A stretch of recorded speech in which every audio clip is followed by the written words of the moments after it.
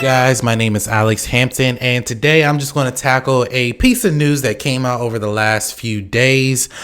This is something that I have been talking about for the last couple of years now, and I feel as though I should add my perspective to this because a lot of people are addressing this particular topic in a way that I feel as though should add more context. So I'm gonna add more context, and what I'm referring to, you guys, is that Hasbro has announced that a new Power Rangers movie will be coming out over the next couple of years. So probably in like 2021, maybe 2022, we should see a new rendition of our Power Rangers where it's going to be set in the 90s, I believe, where these kids have to time travel to the 90s and become Power Rangers to get back to their regular time. Kind of sounds like an episode of Power Rangers Time Force. Honestly, I don't know. But I'm going to give you my opinion and the facts about why I believe that releasing another Power Rangers movie is not only just a waste of time, but it's just bad business and just a bad idea for studios. But before I get into that, if this is your first time ever watching any of my videos, go ahead and hit that subscribe button. Then hit that bell right next to it. That way you get all the notifications of every time I'm releasing a video here on Momentum Media. Now, here's my overall opinion about Power Rangers. I grew up watching Power Rangers. I loved Power Rangers growing up. I watched everything from Mighty Morphin all the way up until I want to say Jungle Fury. I think by then I stopped watching Power Rangers. I would catch it here and there, but I was a consistent person watching Power Rangers because growing up, coming home from school, that's what I used to watch. Or early in the mornings before I would go to school, that's what I used to watch because Power Rangers was my favorite TV show as a kid growing up. Now, over the years, Power Rangers it's a show that's strictly made for kids.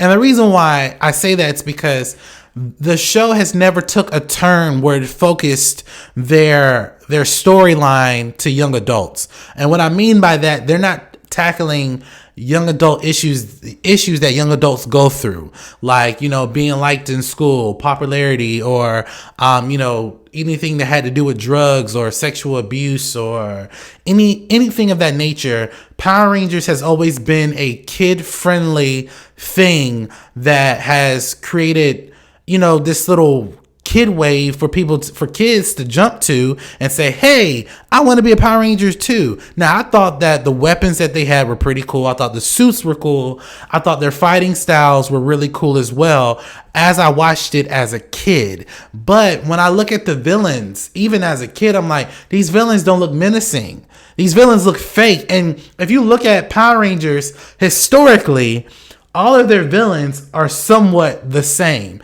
They beat them as Power Rangers, and then they get really big, and then you have to get into these Megazords and fight them off.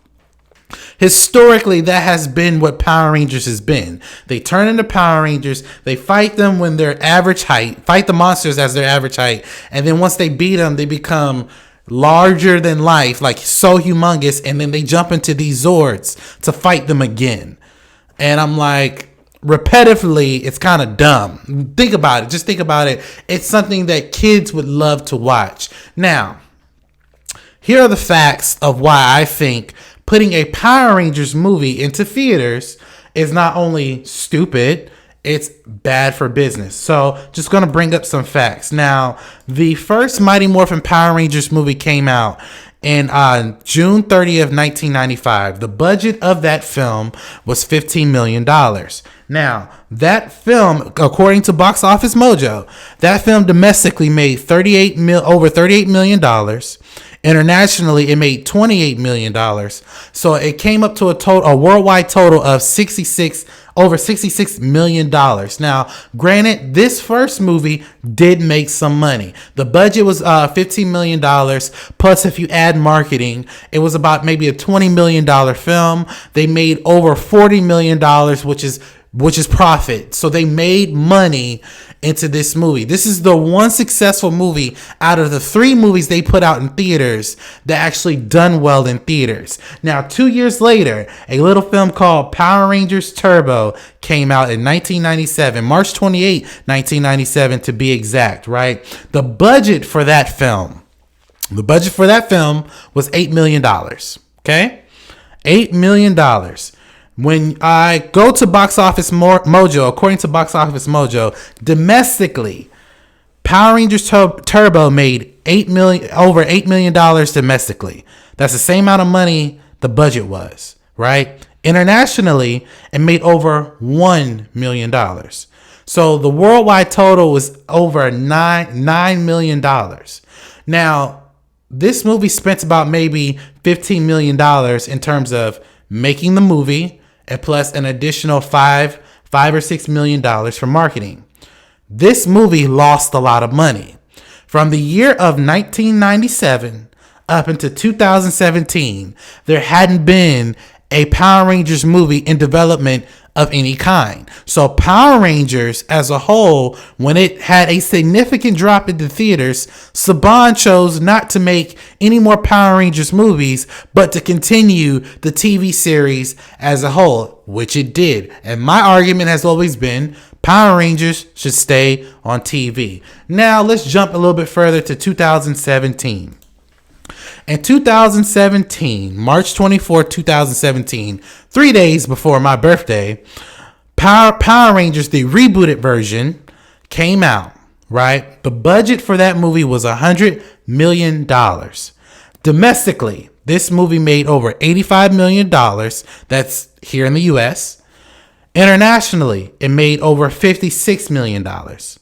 With the worldwide total of over $142 million. Right?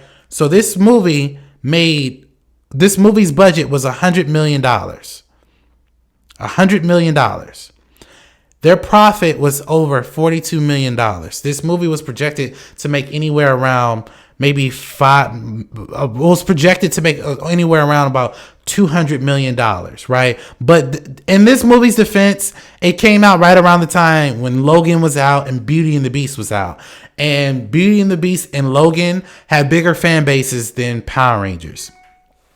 Now, the reason why this movie lost money is because I know for a fact they spent over $10 million in marketing. So they spent over $100 million altogether to make this movie, to only make a profit of maybe $30 million. Studios want to see more than $30 million. Now, out of the 3 collective movies, 2 of those movies failed at the box office. One of those movies actually made some money. With that being said, if I'm a studio head, why would I put this in the theaters? Power Rangers is a kids-friendly content thing. I'm not saying you can't change it and reboot it. I liked the 2017 Power Rangers movie. I liked where they were trying to go, and I liked how they had a little dark, modern element to Power Rangers. It's one of my favorite Power Ranger films. However, it's been shown that Power Rangers is strictly a property for kids. It's a property that should probably stay on TV. If you're going to do a Power Rangers movie, I think you should probably go animated than you should live action, in my opinion. Just my opinion. Now, I know there are going to be a few people who disagree with my opinion, but according to the facts that I've laid out, historically, these movies fail at the box office. Out of 3 movies, 2 of the movies failed at the box office. That is why this new iteration of Power Rangers is getting rebooted, because the last 2 films, mind you, there was over a 10-year gap between the last 2 films. They didn't do well. So I don't necessarily need to see another Power Rangers movie in theaters. I think Power Rangers should stay on TV. That's my 2 cents. But what do you guys think? Jump into the comment section below and let me know your thoughts. Thank you guys so much for watching this video. Please like, comment, and subscribe to my YouTube channel, where you get all the updates of every time I'm releasing a video here on Ask Alex or here on Momentum Media. And also jump to my Patreon page. Every dollar you donate helps create great content here on Momentum Media. Thank you guys for watching this video, and as always, have a blessed day.